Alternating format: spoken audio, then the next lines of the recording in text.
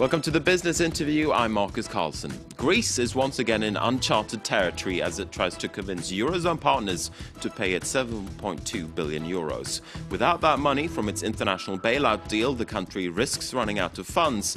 But European governments are asking for economic reforms in return, and it sparked tetchy exchanges between the Greek government led by the Syriza party and the Eurozone's biggest economy, Germany in particular. It's fueled uncertainty and renewed concern of a Grexit, a Greek exit from the Eurozone. Today we're talking about where that leaves Greek businesses. And joining me here in the studio is Nicolas Vernicos, the chairman of the Greek International Chamber of Commerce. He's also a ship owner and at the head of his own maritime business. Welcome to the program, first of all. Thank you for giving me the opportunity to be back with you.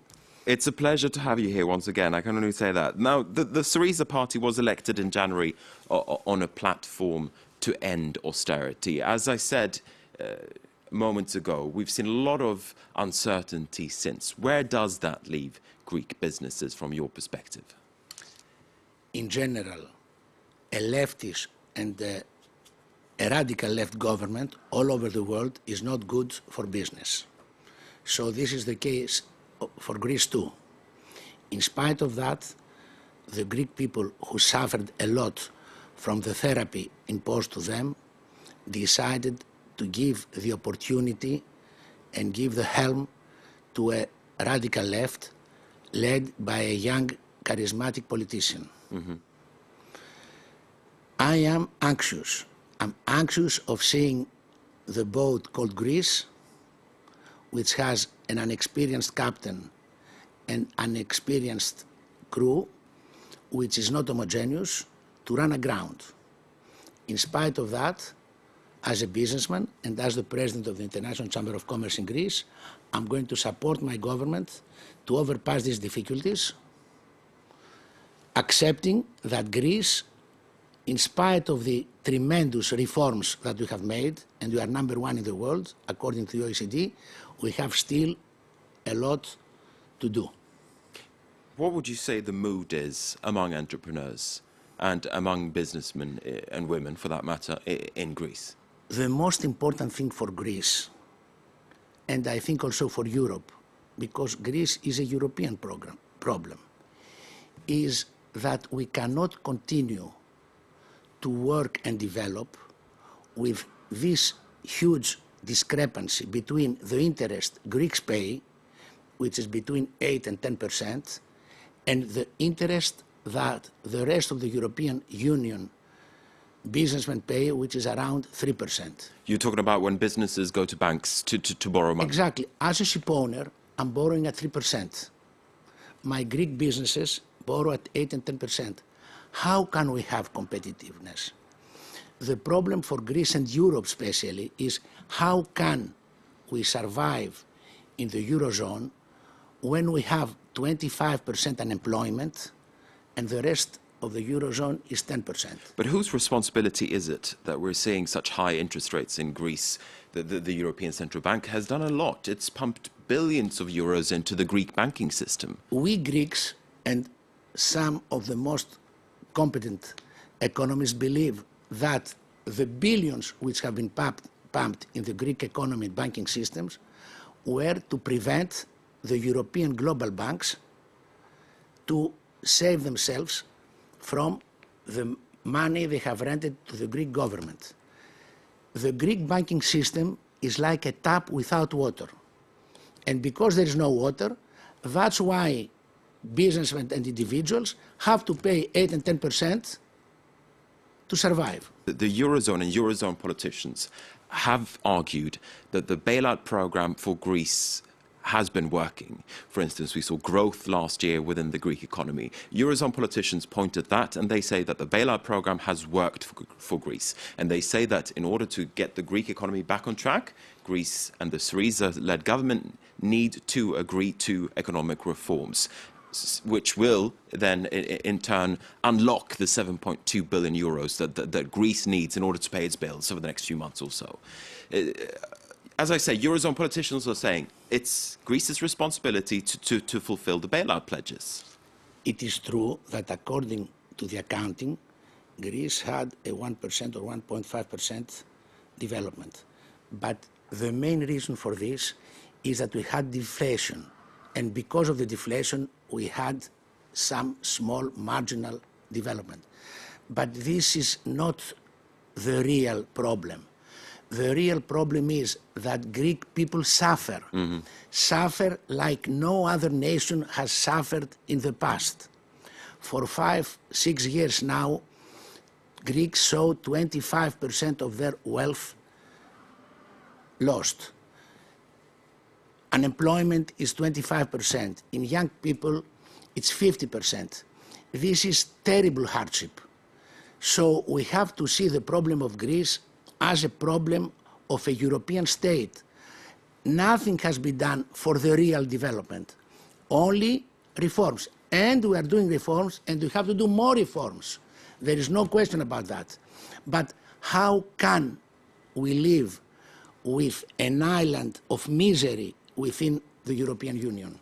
What do you say about the tensions that we have seen between other Eurozone governments, particularly Germany, and the Syriza-led government in Greece? I consider the Greek government, and especially the Greek finance minister with his style, like a fight between David and the Goliath.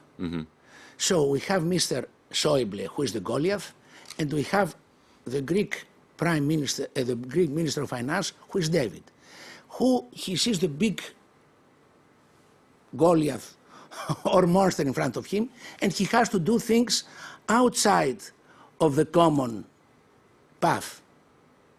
And instead of having the Goliath looking at the small David with sympathy, he tries to frighten him.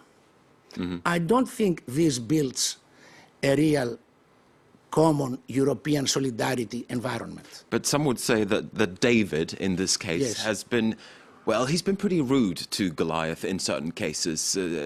David has been accusing Goliath of all sorts of things.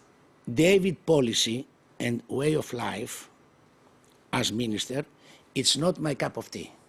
But if we take into consideration that Syriza's first aim was to make the Greek problem global, Syriza was saying Greece's situation is not Greek, it's not European, it's global. So because of David's policy, which I say it's not my cup of tea, today the Greek problem is a global problem. Everybody knows about Syriza, everybody knows about our Greek Prime Minister and the Minister of Finance because of David's policy. So in globalization target of the Greek problem, they have succeeded. Now, in your role as the chair of the International Chamber of Commerce in Greece, what do foreign businessmen tell you regarding their appetite to go into Greece and to invest in Greece at this stage? The situation is negative. As president of the International Chamber of Commerce, first of all, I support my government to succeed. Speaking with foreign businessmen, they don't want to invest in Greece. But I'm explaining to them, there is no profit without risk. And I was always believing, and I still believe, that Greece is the best today in the Eurozone investment, taking into consideration the risk and the profit. There are tremendous profits.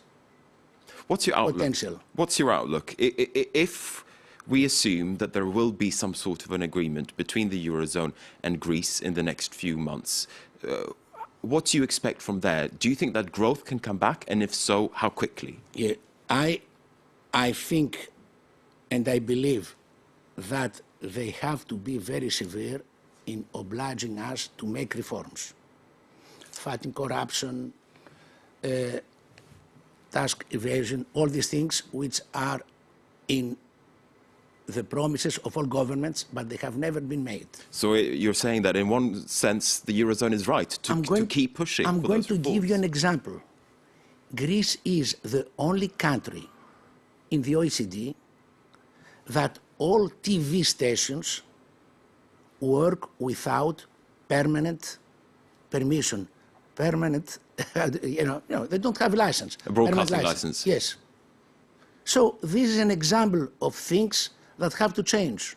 How big do you think the risk is of a Grexit, a Greek exit from the Eurozone? You remember when we first met 3 years ago, that when everybody was saying Greek exit, said we are not going to go out of the Europe.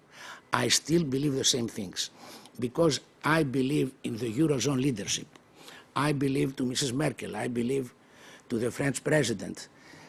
I think they are not going to force Greece to go out of the euro because the Greek exit is a decision of the Greek people, of the Greek government. Nobody can force us and nobody can put us out of the Eurozone. Do you think that businesses, though, should prepare for all eventualities, as in prepare for a Grexit? And some people have touched on that point or have alluded to that Greece could fall out of the Eurozone by accident. Personally, and most of the businessmen I have social relations with them, they don't make plans having in mind that Greece will go out of the euro. Greece has two main businesses, tourism and merchant marine. They are both international. Greece is still the best location for all those who hear us for this coming summer holiday. The figures are going up. So the real problem is to leave some of this wealth for the Greek people and not all of it to go just to pay the interest of the loans. Nicolas Vernicos, it has been a pleasure and it's been very interesting to talk to you. Thank you very much once again for speaking to us here at France 24. And with that, we're going to be wrapping up the business interview. Stay with us.